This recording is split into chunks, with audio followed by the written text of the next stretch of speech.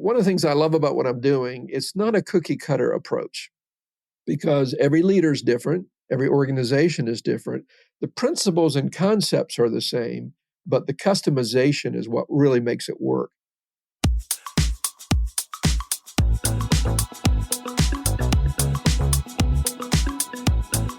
Hey, it's the Profit Answer Man, Rocky Lalvani.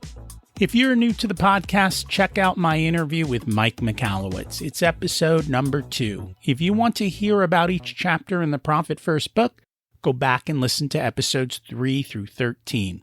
Episode 1 is the why and how. On the Profit Answer Man, we learn money mastery without all the complicated accounting mumbo-jumbo using a simple system. Your accountant is busy documenting your transactions and creating a rearview mirror of what happened. My guess is you don't even look at the reports they sent you. If you're like most business owners, you struggle with this, and it's not your fault. We aren't taught money in school, and accountants aren't taught how to be profitable.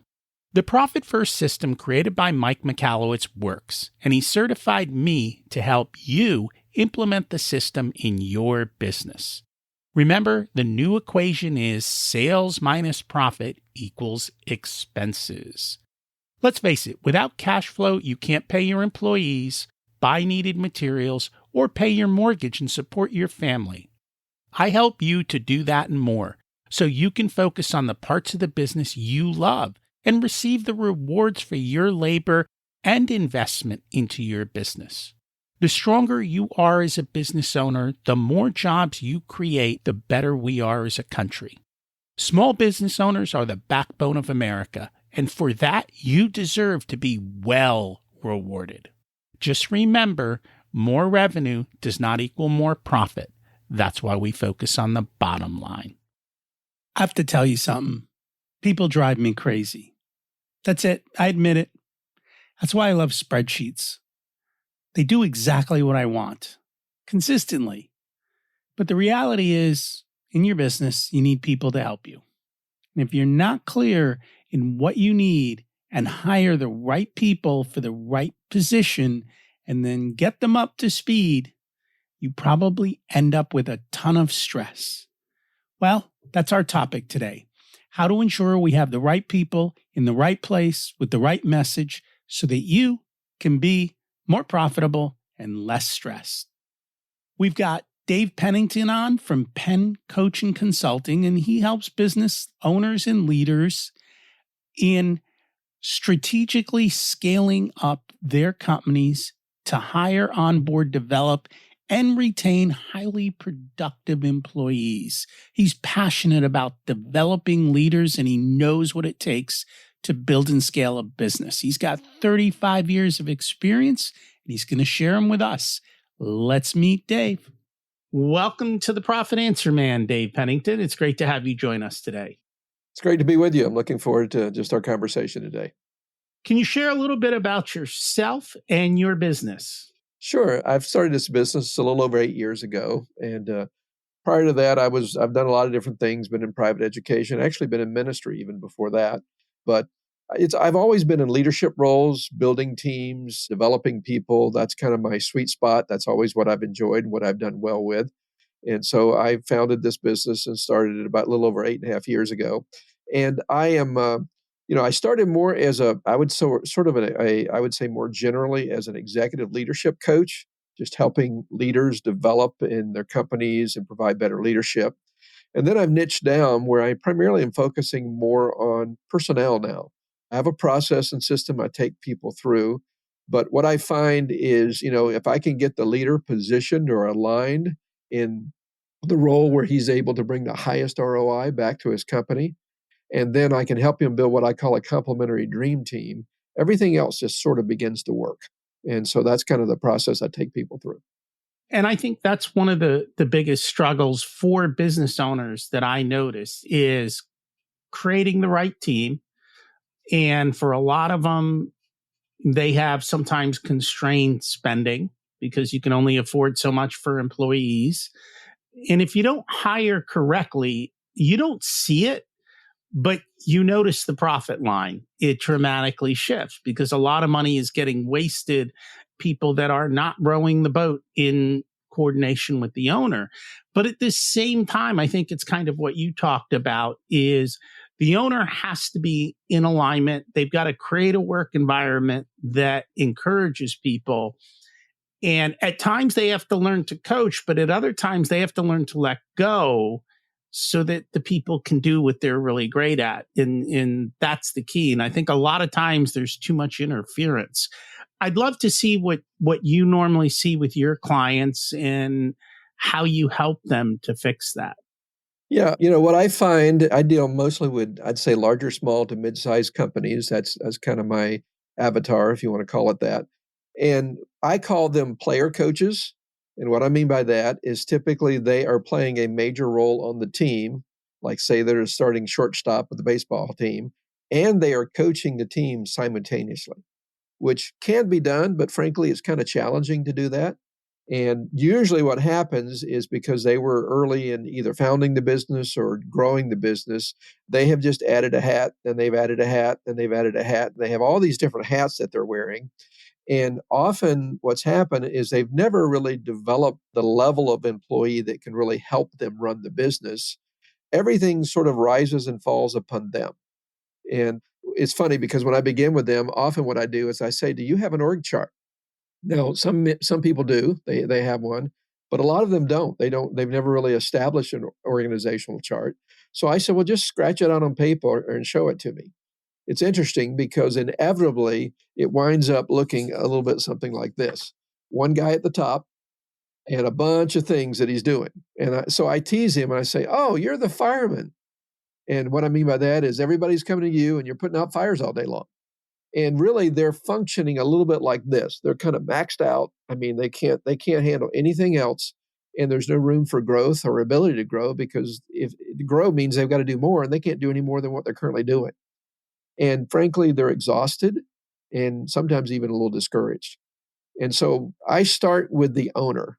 And I have some assessments and things that I use that really help the owner sort of recognize, I'll call it his zone of genius. I always say this, look, everybody's good at something. No one's good at everything. So what are you really good at? What do you really love doing? And then I help them to evaluate how much of their time, energy, and focus is going to what they love doing and what they're good at versus all the other stuff that they're just doing. And it's quite surprising to them. In fact, sometimes I have them come back after they do their initial org chart and they say, wow, I never realized. And I usually tell them, I want you to put your name on here everywhere you're doing something. And they come back, I never realized all that I'm doing. And I've even had people say, no wonder I'm so exhausted all the time. I'm just doing way too many things and it's just not working for them.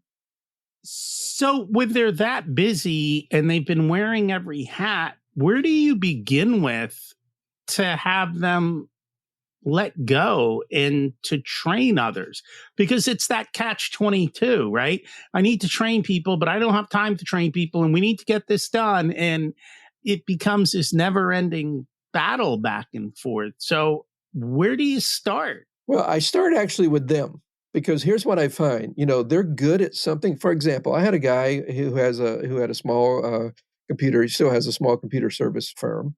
A half dozen people or so that works for him. And I first started talking to him. I said, well, tell me a little bit about your company. I said, you kind of have business development or sales and you have operations. Which one are you? He says, oh, I'm sales. Without any question, I'm sales. I said, really? Tell me about it. He says, well, I'm not trying to brag or anything. He says, but if I get before people, I close like 80% of everybody I talk to. I said, wow, 80% close ratio. I'm impressed. That's pretty good. I said, what about the operations side? He says, no, not my thing. I hate it. I'm terrible at it. And I said, all right, be honest with me right now. What amount of time, energy, and focus are you giving towards sales versus operations? To my surprise, he came back and said, I'm about 85% operations and only 15% sales. And I said, wow, you kill it in sales and you hate operations and you're doing 85% operations. So I just paused and I said, well, how's that working for you? Literally his head dropped. He says, it's not. Right now, I hate my life. Every day is just all I can do to keep going. So I said, well, what would happen if we could find you someone in operations who could take over not 100% of it, but about 80% of it? You'll probably still have to do 20% because you're the owner, but you can handle that. And we got you out of operations back into sales. He paused. He said, if I did that, he said, I'd double my business in about 18 months. So long story made short, got the operations guy in place, got everything working there. He got back over into sales. He got into some government contracts, and his company just kind of took off.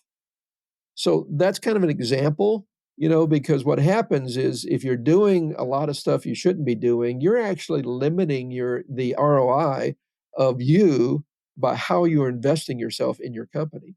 You want to raise that ROI, and then you want to look for what I call complementary dream team members. And usually the way I say that is, believe it or not, there are actually people that love doing what you hate doing, and they're really good at it. And you need to find those people.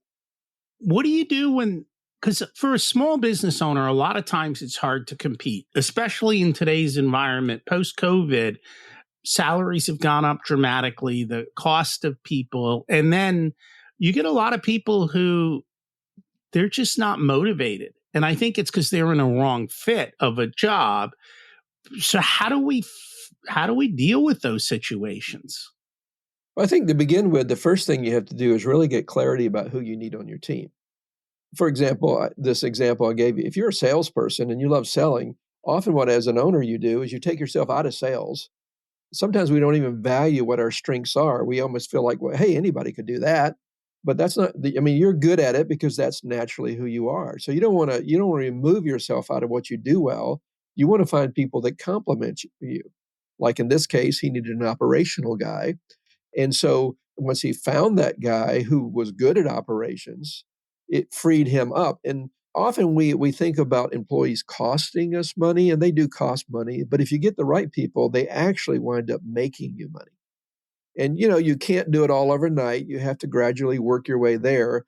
But what I try to do is get the owner aligned. And then we talk about, okay, what's the first position that he should replace? Something he's been doing, he doesn't like doing, he's not really great at doing, but he needs someone that can take that role. Let's start with that one. And we begin to get that in place and then get it working well. And then we go on to the next one, and then we go on to the next one. So it doesn't happen overnight, but little by little. And I'm really talking about, I gave you this example, moving them from this one guy at the top with a bunch of things. I suggest you have somewhere between 3 to 5 direct reports. And these are people that you have brought on your team that take over a major section, vertical, whatever you want to call them, of your company, and can really grow into a role of leadership. And then what happens for you as the owner, rather than being the person who's doing everything, which is what you're used to, you actually wind up spending your time helping the people you've brought on your team develop so that they can do their component, their section of the business even better. And I try to initially get them about 50% of what they're doing. I try to get it off their platter so they're not buried in the day-to-day so much, and they have time to look for the right people. They have time to develop the people that they bring on their team. And I have a whole process that I take people through in how to do this. Do they sometimes have to let people go in the beginning because they don't have the right people on their team? Or do you get those people to adapt and change? What do you usually find in these situations? It can vary a lot. I always suggest if you have someone on your team that you can reposition, realign, that's the best way to go because they're already there. You already have a relationship with them. And, you can run the risk of demoralizing the rest of your crew if you let people go. So there's a lot of sensitivities that you have to work through. But if you have someone that could work, often what happens is we may have someone, but we just have them in the wrong position. For example, I have a printer that is a newer client to me. And I was talking with him a while back, and he was telling me about, a key employee in his company. And I said, well, why don't you let me meet with her and I'll give her an assessment. We'll talk about it. And, maybe that would help as we're trying to build things out for the future. So I did that. And after meeting with her, I said, I don't know if you thought about this, but I really think that you're probably not in the best position for you in this company. And she was like, well, what do you mean? And I said, I think you would really fit better over here. And I described what that job would require. And she just kind of lit up and said, boy, I'd love to do that. That would just be, that would be ideal for me. And so in talking to the owner, he actually made a switch. He took her from what she was doing, moved her over to a different role, and that took about 30% of what he had been doing off of his platter immediately. And she was very competent and very capable. And now we're in the process of looking, all right, who else do we have on your team that needs to be repositioned or needs to be either let go or needs to be hired and brought on the team? So one of the things I love about what I'm doing, it's not a cookie cutter approach because every leader is different. Every organization is different. The principles and concepts are the same, but the customization is what really makes it work and allows the owner to be successful in things. Are there certain types of assessments that you use that you find helpful? I'm familiar with like DISC, Myers-Briggs, and all of these different types of things. Is that what you're using to help figure out where they belong, or do you use something proprietary or different than that? No, I have a couple that I use. DISC is one of them. I use DISC for a variety of ways. Some of them is placement. For example, if you're familiar with DISC, if you have a high I as a DISC, you don't want to take that person and put them in the back room where they never talk to anyone. You'll drive them crazy, okay? Because they're people, okay? On the other hand, if you have a high C, you don't want to put that person in a position where he's having to make quick decisions without able to do much research. He's kind of flying by the seat of his pants. That's not going to work for him. So placement is helpful. But the other thing I use DISC for, particularly as a leader, is what I say is this. Everybody has kind of a default leadership style. Your default leadership style is based upon your personality. And the way most companies work is whoever's the alpha within the organization, they set sort of the culture for the organization as far as the way they work. And everybody has to adapt to the alpha, which will work. And once they learn the style of the leader, they adapt to the style of the leader, and that will work. But a much more effective way to do it as a leader is to develop multiple leadership styles where you don't lead everybody the same way. Because if you only lead them the way that works for you, unless everybody on your team is exactly like you, which is never the case, okay, it's not going to be that effective for them. The other assessment I use is one called UMAP. If you want to look it up, it's myyoumap.com. A friend of mine developed this assessment. Actually, she was a former client of mine. And it's a holistic assessment that looks at 4 areas. It looks at your strengths. It uses strength finders for that, if you're familiar with strength finders. It looks at your values. Values are things that are important to you. They may be moral or ethical, but they're just things that are important to you. For example, one of my values is quality.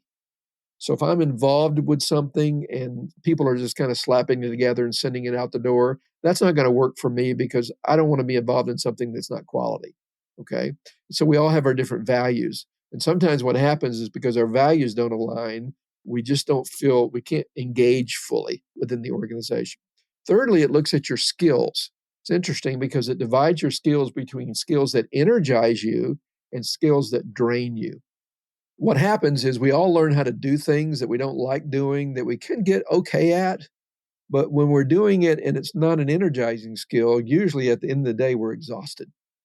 And you want to stay out of things that you've learned to do, but just exhaust you. You primarily want to do things that energize you and then kind of looks at your passion. So it's more of a holistic assessment.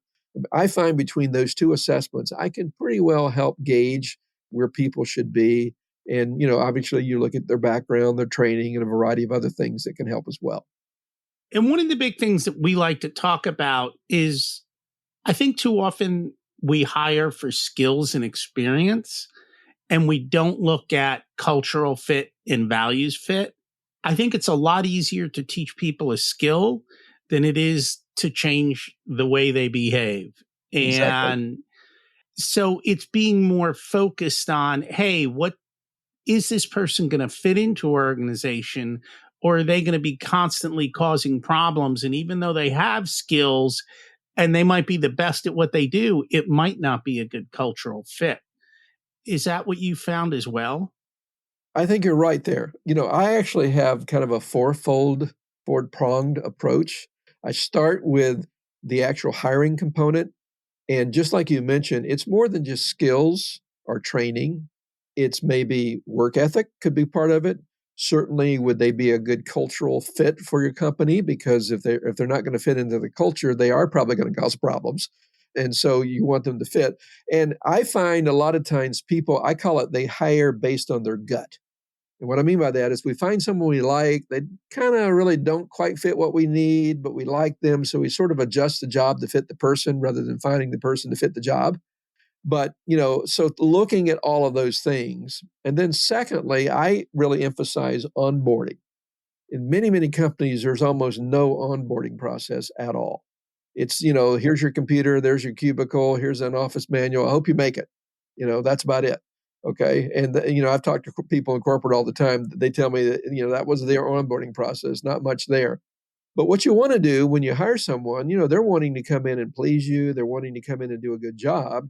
So you want to help them to understand what are the 3 to 5 things that they need to do exceptionally well to be successful in that role. Now, they'll figure it out on their own over a period of time if they're decent people. But why would you make them wait 3 months, 6 months, a year, 18 months to try to figure out how all of this works and what their role is in contrast to others within the company? You want to help them see that up front so they know automatically what they can do to be successful right out of the gate. It's kind of rolling out the red carpet to them. You want them to be successful and they want to be successful. And then thirdly, I think just as important is helping people develop. When we get people, particularly in those key sort of supportive roles like VP roles or whatever, we actually want to not just stop there, because people don't usually develop themselves. As a leader, as an owner, you need to lean in, get to know them, and help them develop and grow. You need to know what is their aptitude. Sometimes you will hire them for one role, and you actually find they fit a little bit better over here once you get to know them because they have aptitude you didn't even know about. What are their aspirations? Where do they want to go in life? What do they want to accomplish? A lot of times as an employee, it's kind of a win-lose situation, if you know what I mean by that. The company wins, and as an employee, I lose. That's not very motivating.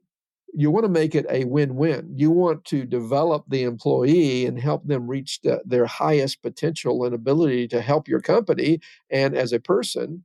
And then what happens is they win, and then you know what? Your company wins also.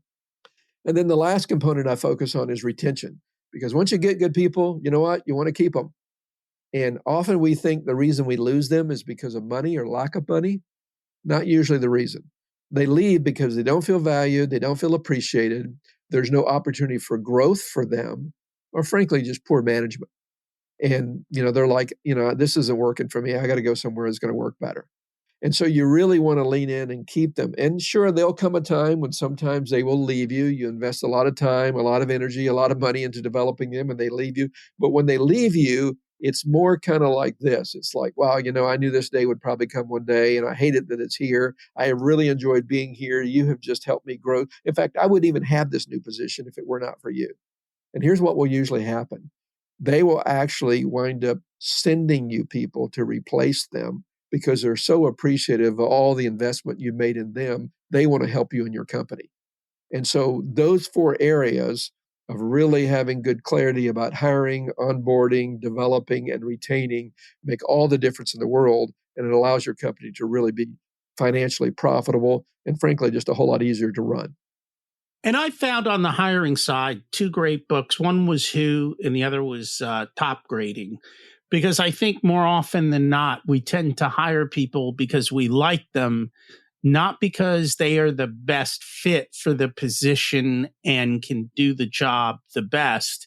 And I think that's where we get into trouble as business owners, is actually not having a good criteria to hire them. And then, as you said, and I think a lot of business owners, they think throwing more money at the problem or paying people more is the solution. And what I've found is every time you start giving them bonuses or raises, they tend to leave, which is kind of counter to what you'd expect. And it's funny because I was recently reading a book on psychology, and it was around money and motivation. And it was like, the money actually demotivates people. It takes away what they were talking about was their intrinsic desire to do things. And it kind of turns that off when money gets in the wrong kind of place with regards to employees. I don't know if you and frankly, had that experience. Not everybody, everybody wants to make good money, but money is not a motivator for everyone. Okay. And I think sometimes if you like money and, that's kind of a main motivator for you, it's easy to assume that everybody is motivated like you're motivated, which is not always the case. So that's the idea of leaning in and getting to know your people well. For example, I've had a few overseas VAs, And one of the things I've done is, for them, they typically make decent money compared to most people in their country. But I always say, well, let's talk a little bit about your aspirations. What are you wanting? What are your goals in life? Sometimes they want to get a car and they've not been able to afford a very nice car, or maybe they want to buy a home. Okay. Well, if I know what their motivations are, then often if I'm going to bonus them or provide for them in some way, then I typically might tie that bonus to some sort of goal or aspiration they have. So it's not just throwing money at it, but it's actually helping them accomplish a major goal that they're wanting to accomplish in their lives, because I know that's really what they're motivated. That's really one of the reasons they're working. And I think sometimes, we make the mistake, particularly in America, where we just throw money at everything and assume that will solve the problem.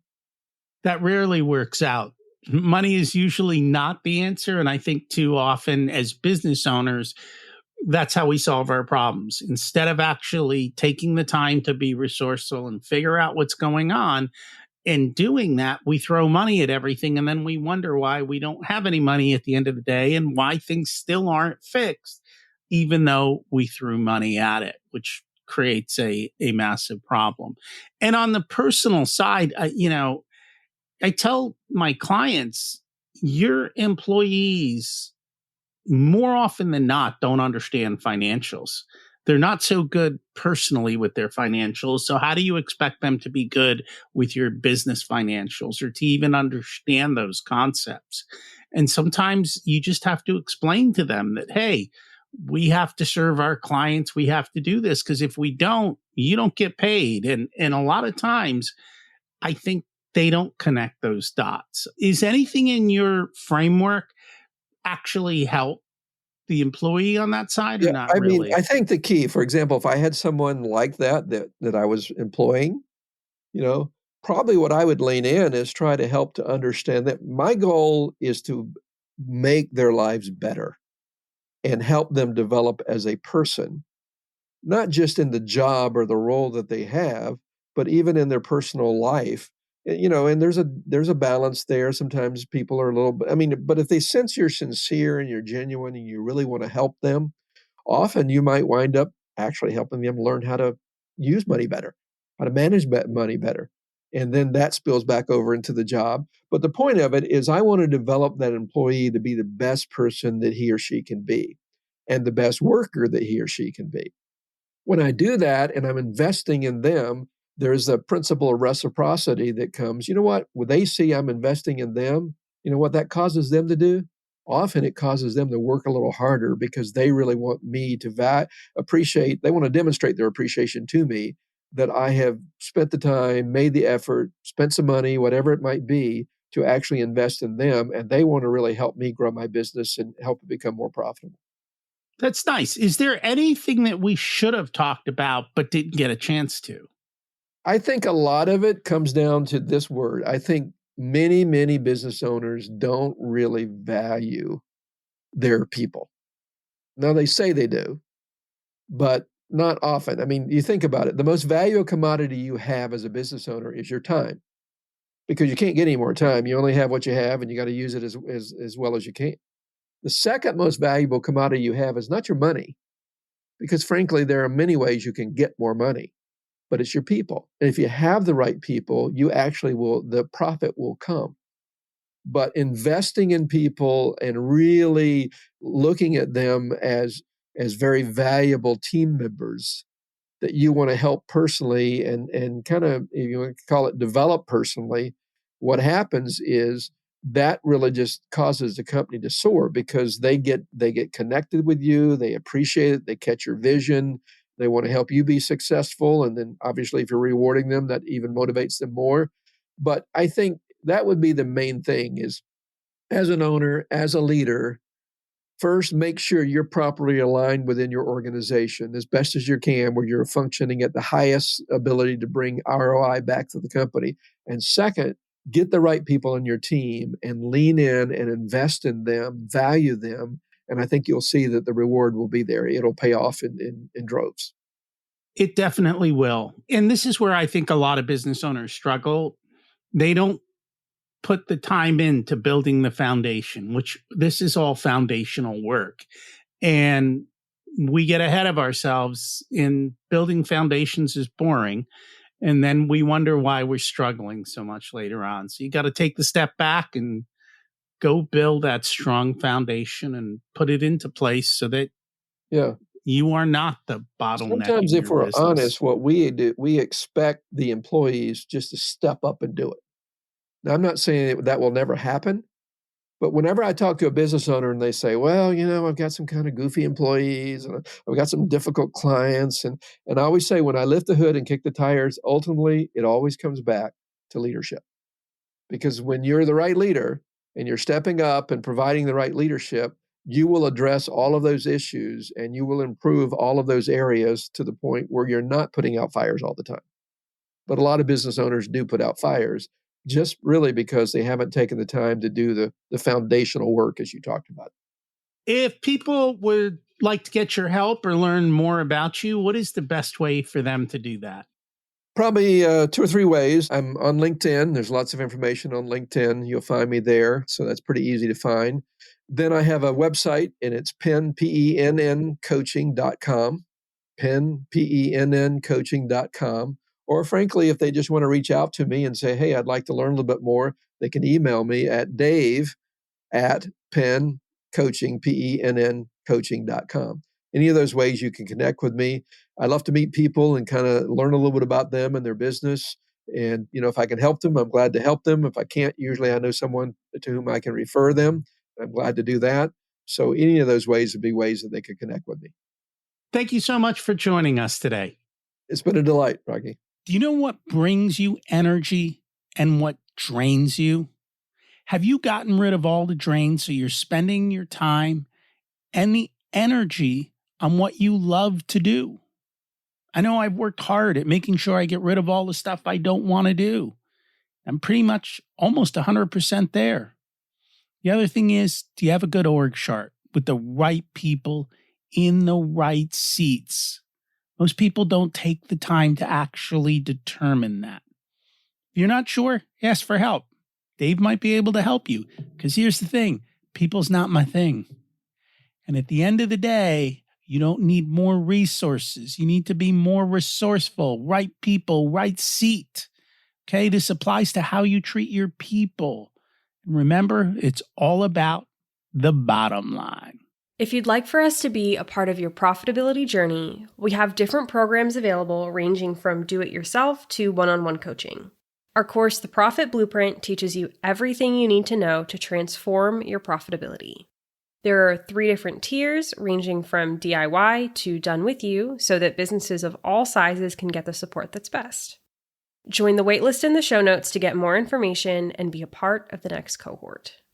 If you want a done-for-you service, you can hire us as your Chief Profitability Officers. We only work with a handful of clients, so they all get our full attention. We work with business owners who have or are growing to $500,000 to $10 million in revenue. You can use the scheduling link in the show notes to get on our calendar for a good fit conversation to see if we're the right people to support you and how we can help you. Remember to check out my other podcast, Richer Soul, where we talk about how to live the ultimate life and be the best business owner you can be. As we close out, let's repeat the mantra. Revenue is vanity, profit is sanity, and cash is king. Have an abundant and profitable week.